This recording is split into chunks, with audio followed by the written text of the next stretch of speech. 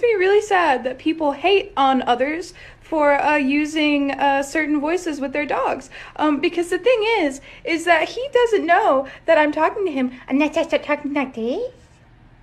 Then he knows that I'm talking to him.